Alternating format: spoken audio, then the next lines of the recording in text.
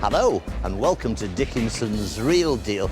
As always, I'll be stepping in to sort things out. Hello, David. I think that's being a bit mean.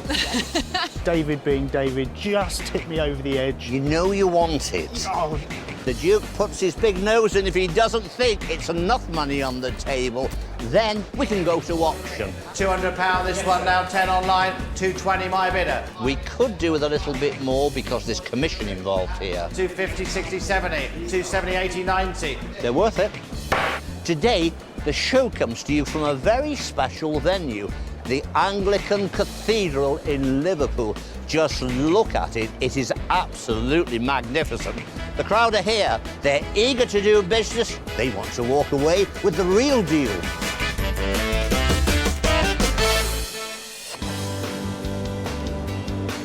The locals are flowing through the doors of the stunning Cathedral Church of Christ. Sitting down first at Tony Gearing's table is Caleb, who has brought in a tiny timepiece with a big name. What a lovely little Liberty clock. Right up my street. It's what I specialise in. Love it. The price I've got in mind is around about £200. Also keen on Caleb's clock are the Duke and auctioneer Adam Partridge. There'd be a lot of people interested in that little clock. Very commercial. Are you feeling confident about this deal, Tony? I'm going to buy it. Well, we'll see about that, shall we? I bought in my nana's clock. Is it a worker? Yeah, it works, yeah. Do you know who it's by?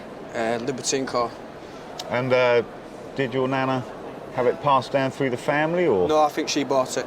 Right, I think she from bought it. Liberties? I assume so, yeah. Well, she's a long time gone now. Oh, bless. She's a long time gone now, so it's been passed down to me. As you say, it's by Liberty & Co. Pewter, poor man's silver.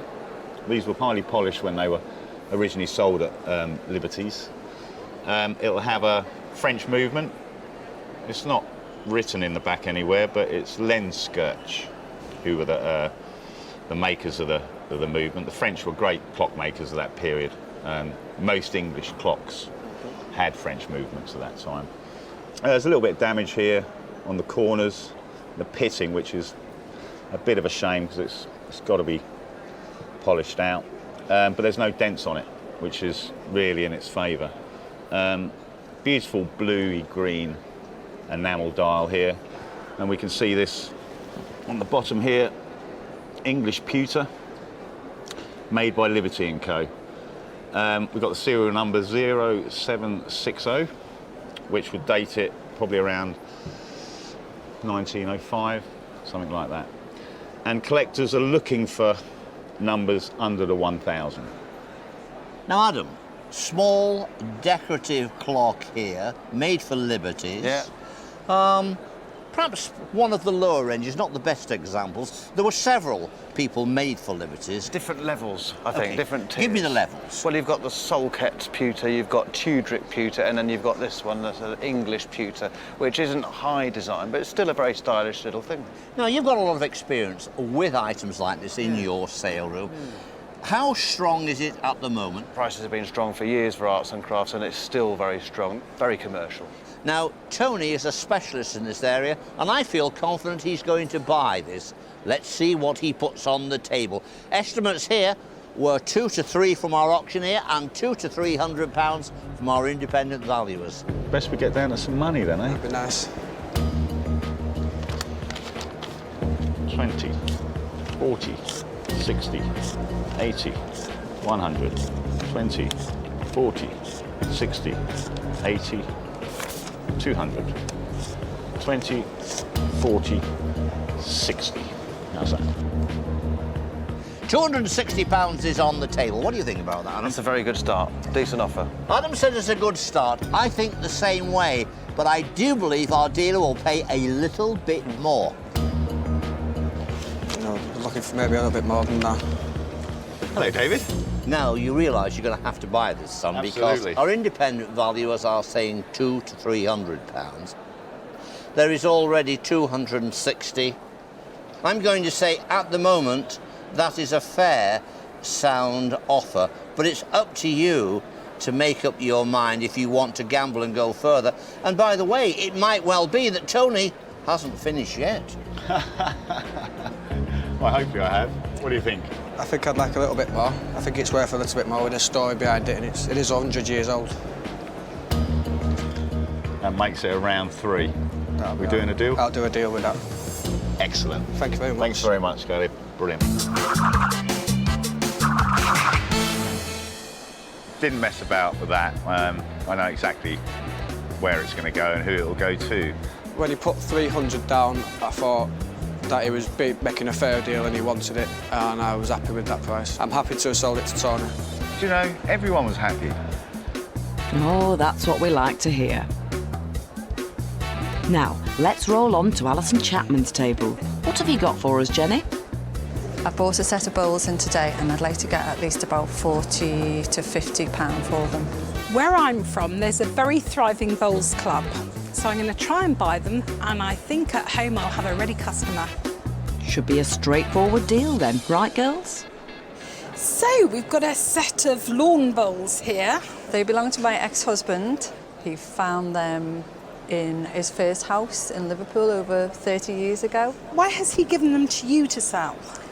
Well, they've been in my garage for a long time now, and I did say that I would bring them here today, and we decided that because we've got 3 children, that anything we make will go towards the children. That's really good.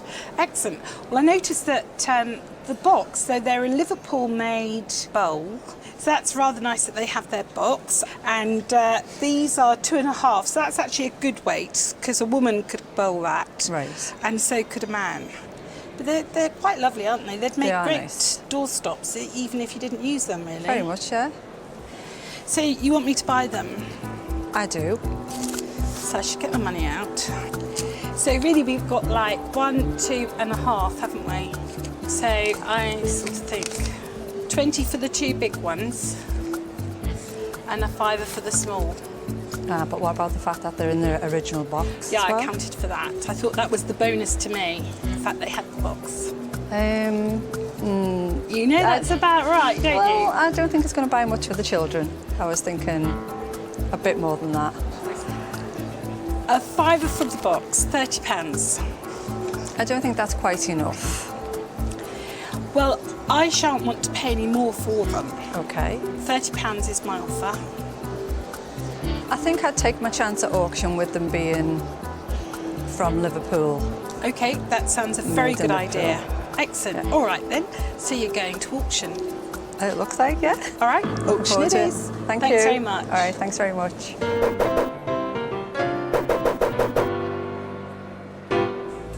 Hang on, thought you had a buyer in mind, Alison. How can I put it? I wasn't that bowled over by them. Is auctioneer Adam any keener? Well, they're a local item, locally made. Not a bad offer, but I do think they might do a little bit better at auction. Let's hope so. How's this one going to play out? A nice set of Darlington's limited bowls, lignum vitae they're made out of. That's right. What did you think to Alison Chapman's offer? It's not what I wanted, and I just thought with them being made local that there might be interest. Well, £30 is just not quite good enough. The reserve is 30. They're worth every penny and a bit more of that. If we sell them, what are you going to do with the money? We've got 3 children, so it'll go to... OK, it's going to go to the kids. Yeah. Here they are now. Are there any bowlers here in Liverpool? Well, let's find out. The boxed pair of Darlington's limited lignum vitae bowling balls with the matching jack there, and I bid straight in at £25. Straight in at 25. At 25 here. Take 30s in the corner. At £30, take 5 extra £30. 30s in the room at 35 online. 35. We could do with a little bit more because there's commission involved here. £40 anymore now. At 40s in the room, are you all done at £40? We're selling in the room now. You're out online. In the corner now at a £40 bid. Thank you. The gavel has just gone down at £40. Take away the deductions, the commission, that leaves you with £34. So you made the right decision. The real deal is here in the sale room. Happy? I'm very happy, yeah. Well, it's no fortune, but the kids will think it is. That's the real deal. Coming up, can Henry cope with 2 dukes on his hands? You know you want it. Oh, it's the Iron Duke. Welcome back to the magnificent Anglican Cathedral in Liverpool. What a place to do the show from. Built between 1904 and 1978, Liverpool's Anglican Cathedral is the largest of its type in the country. We've attracted a huge crowd of people eager to do business with our dealers. Next up, Henry Nichols is with Rebecca, who's brought in a Duke of her very own. Well, Duke of Wellington cast iron plaque. A good thing. It's been in my family for a long time. I'd love to get £150 to £200 for it. Yeah, I'll probably go a couple of £100, maybe a bit more for it, because it is of the period. Sounds promising. What a lovely object you brought in today. What can you tell me about it? Well, it's been in my family for 40 years. Yeah. I know of, and it was an antique. We bought it as an antique, so a long time. And since I've had it on the wall for the last couple of years. Right. Just got bored of it? Yeah. Okay. Do you know who it is? No, I don't know who it is. Do you want me to tell you? Yes, please. Okay. It's one of the most iconic figures in British history. Yeah. British military history, really. Yeah. It's the Duke of Wellington. All right. Do you know what it's made of? Well, I thought it was bronze, but... Actually, no, it's not bronze. Yeah. It's not bronze. If we turn it round, Yeah. we can see here, It Churchworks, Derby, Yeah. moulded by Jobsons. This is Yeah. actually cast iron. All right. We've got the date that it was made, which was 1854, November 1854, Yeah. which I believe was a couple of years after Wellington died. It would have been made for a commemorative purpose. Yeah. It's been painted over, which is what you should see, cold painted. Yeah. And it's in remarkably good condition. Yeah. Now, I have seen reproductions of these Yeah. over the years, Yeah. but this one, by the way that the paint is patinated, by the weight of it, the feel of the ironwork on the back, this little loop here, it's definitely right. Definitely right. Yeah. So, you have no interest in it? Well, I don't know. I don't really think it's very attractive, you know, to look at. I mean, I appreciate its old and everything, but... It's a bit of a boys' toys thing for the military historian, I think, really. Yeah. Well, let me get some money out Okay. and see if I can tempt you into letting me buy it. Okay. 20, 40, 60, 80, 100, 120, 140, £150. What do you think? I think that's a good offer. It's a good offer, yeah. I'd like a little bit more, though, if I could. I go to bed dreaming of people saying that to me, you know. I'd like a bit more. David, what do you think? Well, first of all, I think it's a cracking article. Yeah. There are two estimations, 80 to 120. I say ridiculous. 150 to 200 pounds, more realistic. I think 150 is a decent price, but it's worth more. The image is powerful.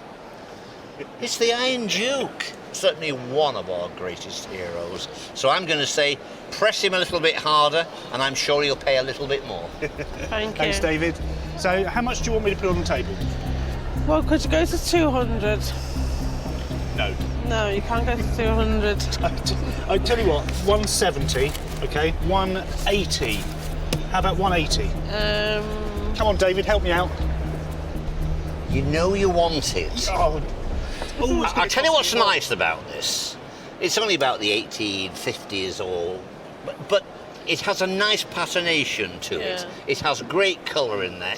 If I was you, I'd get yourself another 20 quid in, get it bought for sure, make sure it doesn't go to auction. Well, thanks, David.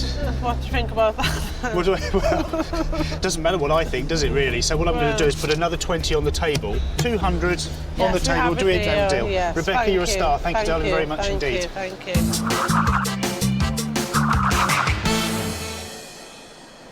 I think Henry was a really fair dealer. I got the top end of what I wanted, and I'm going to spend the money on the family on a nice day out. David being David just tipped me over the edge, but I'm happy that I bought it. There is a profit to be earned out of it. Not a fortune, but a profit's a profit. Certainly is, Henry, but you haven't made one yet. Cheryl Halkney loves her jewellery, so what Thelma's brought in should be right up her street. Very pretty item, but brooches are not the easiest thing to sell.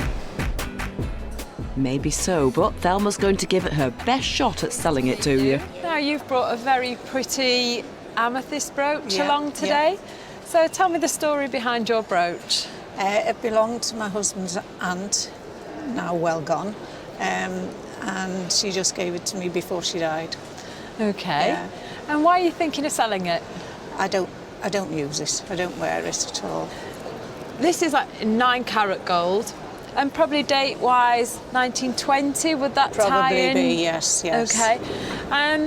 Not the most fashionable things brooches now, but I think the amethyst itself is beautiful. It's a great size. I mean, the colour here, if we just pick it up, you can just see that beautiful amethyst colour. Yeah. And it's all perfect. There's no chips. And it's like what we call probably an emerald cut to the amethyst. And then it's got this little gold safety chain there. But what would you do with the money if you did sell it? Probably just put it towards a holiday, yeah. Okay. Yeah. Well, shall we see if we can tempt you? Yes, please. Okay. I'm sure you've got an idea of how much you'd like. Ish. Okay, so let's start off at £50. No. It's a firm Too low. shake of the head. Okay. And how about £90? Getting there, but not quite. Let's round it up then, Thelma, to £100. It's quite a decent offer. Yeah. That's a bit better than that firm no that we got before. So, £100 in cash on the table. Could you go a How little bit more? much do I like it? What about if I put another 10 down? Okay. 110. What do you think to that? Getting there. Very close. Very close. I think Just a 110's a good offer. They're not the quickest of sellers. They're not the easiest of sellers. I Right. think 110's a fair bid. Okay. Tell me what you'd like to do. I'll take that, please. Yeah. Fantastic. Thank you very much, Thank you Thelma. very much. Thank you for bringing it along. Thank you.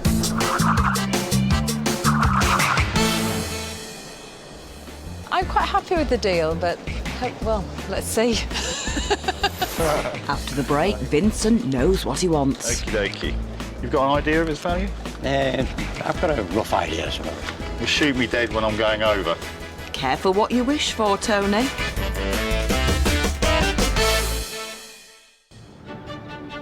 Welcome back to Dickinson's Real Deal from Liverpool Cathedral. This stunning Gothic church took an incredible 74 years to build. It not only boasts fantastic architecture, but also houses a wonderful collection of artefacts.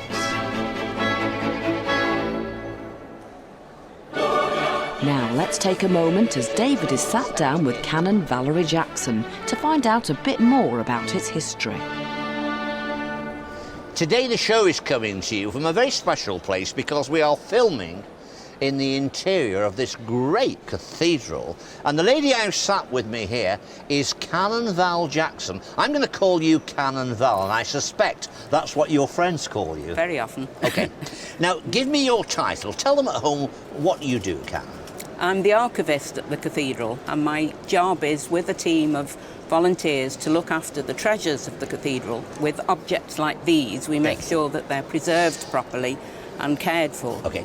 Now, we're going to talk about these items here, and there's one more item which is over there, which is perhaps the latest item to this edition, and that was, of course, by Tracy Emin. Yes. But all these items were given to the cathedral. Some of them were commissioned by individual families or by groups. Or by the cathedral chapter or cathedral committee.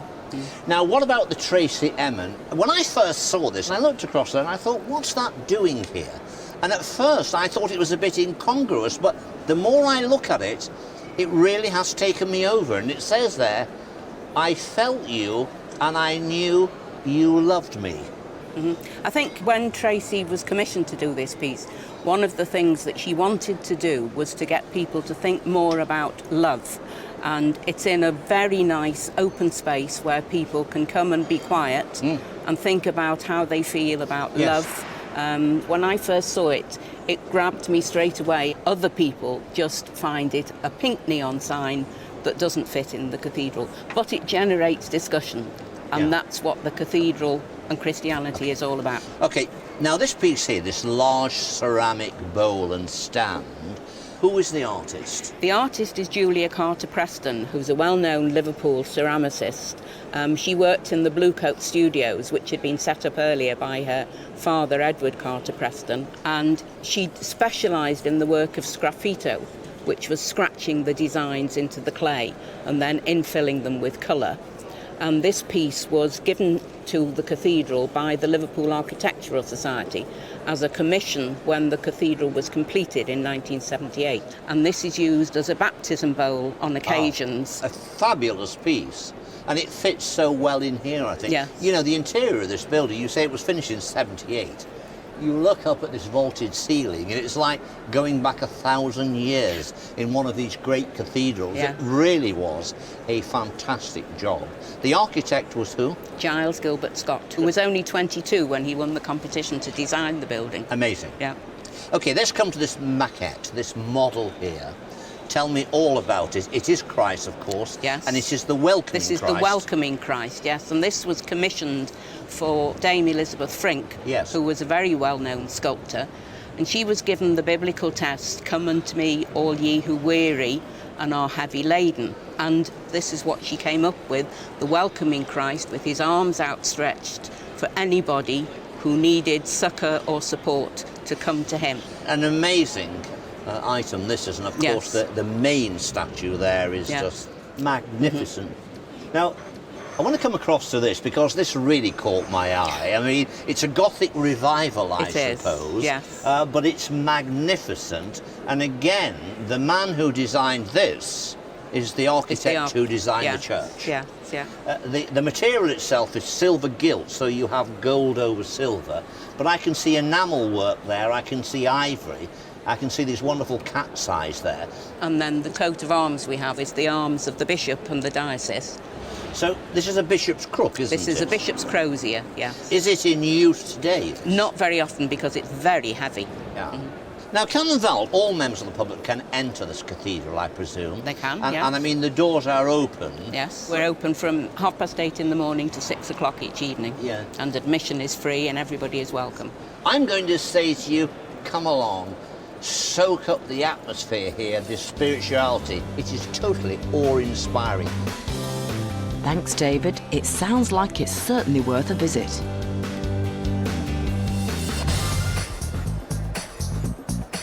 Let's shoot back to Tony's table, where he sat with Vincent. Vinny? Yeah, Vinny. What have you brought in?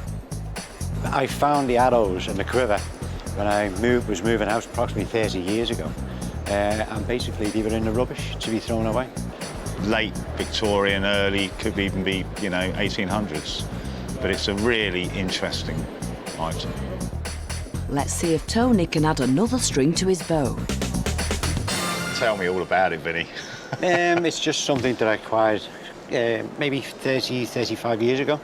And I've had them ever since. Well, there's not a great deal more I can tell you. You don't know anything about it, or what sort of tribe? It's the first time today that I've actually know that you call the case a quiver. I don't really know a great deal more about it. Where does one go with something like this? I mean, it's really interesting. Very old, I'd say. It's got to be Victorian. Do you actually think they are for hunting or...? There's little barbs here, and I wouldn't have thought they'd have had a barb on it for killing an animal to eat. Right. Why have that? I mean, some have, some haven't. Maybe they were for killing humans, who knows? The case looks in really good condition for its age. Yeah. This is the end bit. It's probably been dropped a couple of times there, but it's still all there. Yeah. And we've got some markings here, which would probably help, Identify it. Yeah, identify where it originally came from. Cane sticks.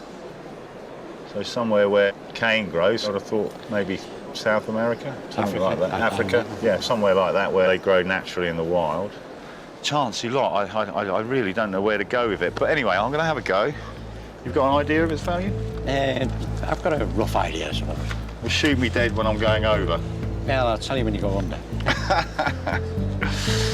20, 40, 60, 80, No, not quite. Not quite. So I'm close. You're close. You know, I think you're in the ballpark what I'm looking for. You know. Well, we can look at the arrows, and there's 4 that are good. All the rest have got some kind of damage. I'm kind of sticking it around about the 80.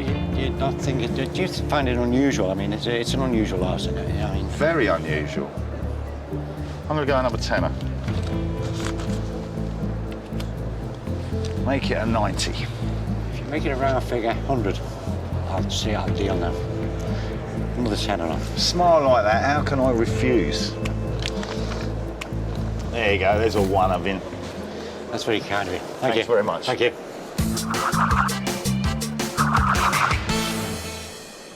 To get £100 for something that I found many years ago, fantastic. Are you sure you haven't overpaid, Tony? I think it's well worth it, absolutely. We'll see. Still to come, Alison's reputation precedes her. I've seen Alison on the telly and she scares me quite a little bit. Is Paul brave enough to take her on? 500. And the rest. And the rest.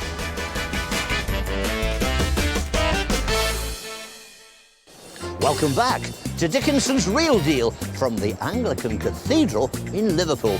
It's magnificent. The atmosphere is still buzzing at the cathedral today. Next up, Cheryl is looking at John's delightful piece of porcelain.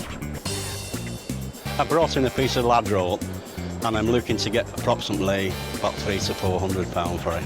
If not, I'm probably prepared to go to auction. Fighting talk, John. Let's hear what Cheryl's got to say. Tell me about your Landro. Where did you get it from? I got it about 8 years on an auction site, and I've got plenty of other pieces. So you're a bit of a collector, are you? About 40 to 50 pieces. You're more than a bit of a collector. But the thing is, this big piece has been on the dining room table, and when my grandchildren come, it has to be moved out the way, and it just seems a waste. Well, it's like so impressive, the detail on it. I'm not surprised. So am I right in thinking this is probably, what, 20 to 30 years old, this piece? Yeah, it's been retired for 25 years. So you can't buy this one anymore, it's finished. Does it have a name, John? Yes, it's called Ladies Under a Willow Tree. Very fitting. I just can't imagine, you said you bought it from an auction site, how much this would have cost actually in the shop from new. I would imagine... I know what it cost. In the thousands, I would imagine. 1,300. Right, and that's now pounds, it's retired and things. Yeah. But it is a specialised market. Yeah. I mean, very, very nice. The detail and the work is absolutely gorgeous. It reminds me of sort of Dresden china. Yeah. I mean, it's a thing of great quality. So I'll get some money out. I'm sure you've got an idea of how much you'd like. Right, £50. No. Knew you'd say that. How about 100? No. It's a firm shake of the head. How about 150? No. I'm a bit worried. I'm not sure who I'm going to sell it to. David. Well, I'm sure you can find someone, some of your friends perhaps have got a lovely home, want something decorative, something to make a statement, and what you've got here is very much a statement piece. The independent valuers are saying 150 to 250. You've got £150 on the table there. I think that's being a bit mean. I don't think it's enough money. Now, you've bought this in an auction. What did it cost you 8 years ago? 220. OK. I think it's still worth that kind of money, myself. It's got a compelling look to it. It really does have something. Well, it's not much more. 170. I'm just concerned it's just not quite as wanted as it was. I don't think it's quite enough. I would rather go to auction. All the best. Thank you very much Good luck indeed. at auction. Thank you.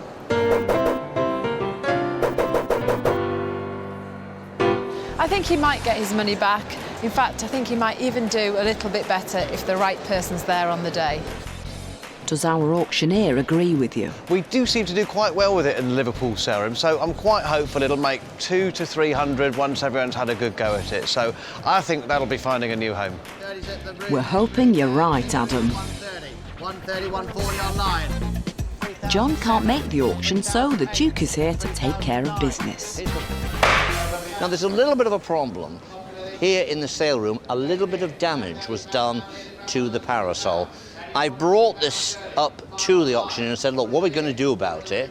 He says he's prepared to forego his commission, which I think is more than fair. The reserve was £170, so is it going to make the £170, which is only the same as what Cheryl offered in cash? Well, we're about to find out.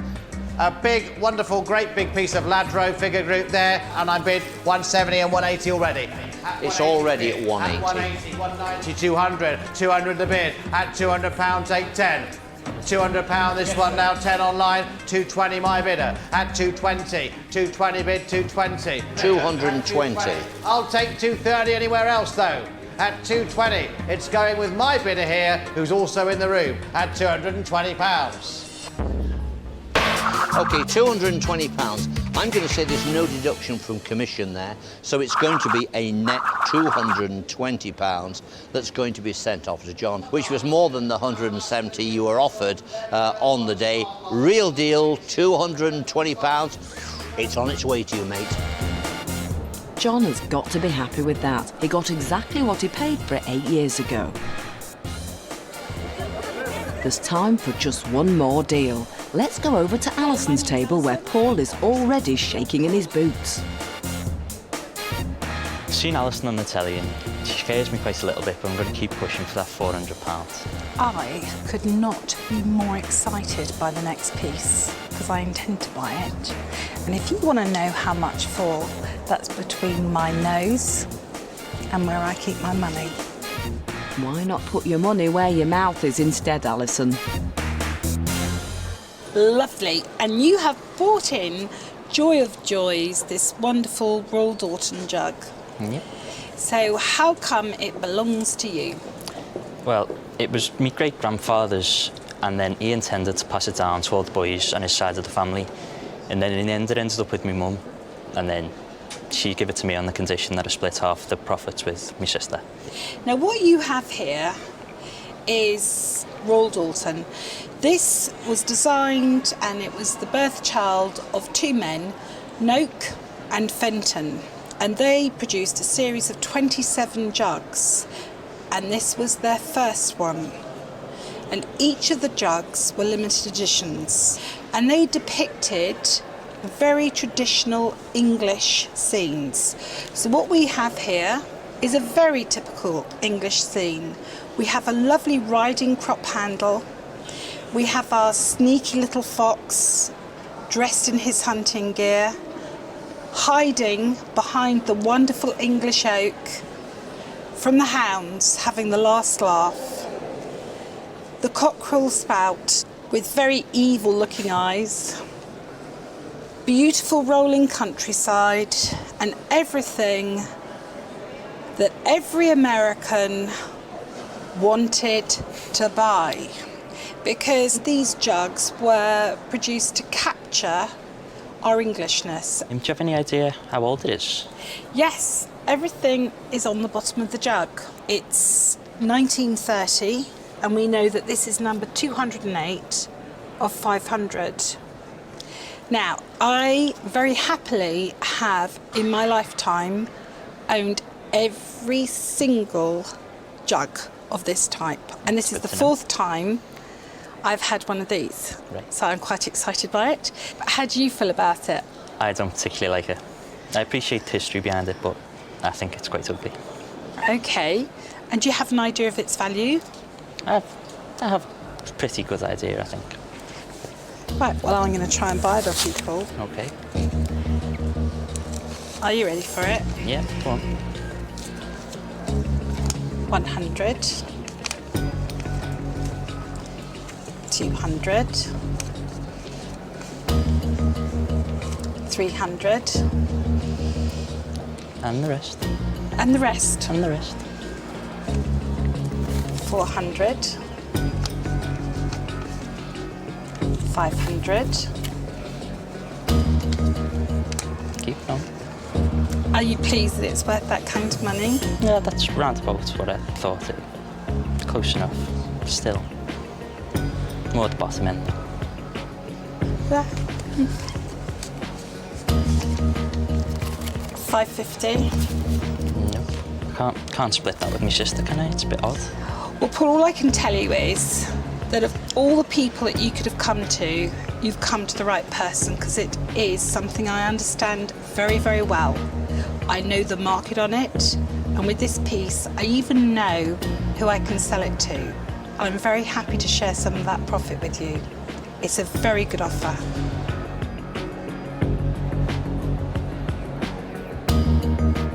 Well, if that's the most you can go, then I think I'll be happy to accept your offer. Okay, great. Thank you. Wonderful. Thank you very much, Paul.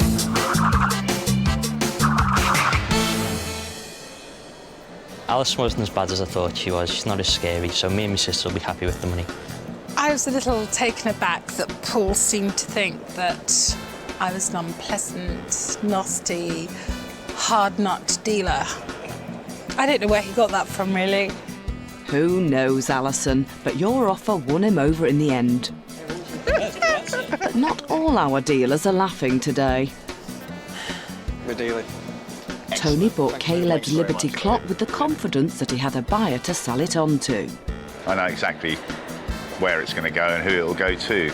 So who's that then, Tony? I think, what was his name again? Tony's imaginary buyer still hasn't materialised, and he hasn't sold the arrows and quiver either. Oh, God. And Cheryl's in the same boat. Brooches are not the easiest thing to sell. And she was right, it's still sitting in her shop. Henry did slightly better when he snapped up the Iron Duke. There is a profit to be earned out of it. Not a fortune, but a profit's a profit. And he made a very handsome profit on it, selling it on for £325. However, one dealer wiped the floor with the others.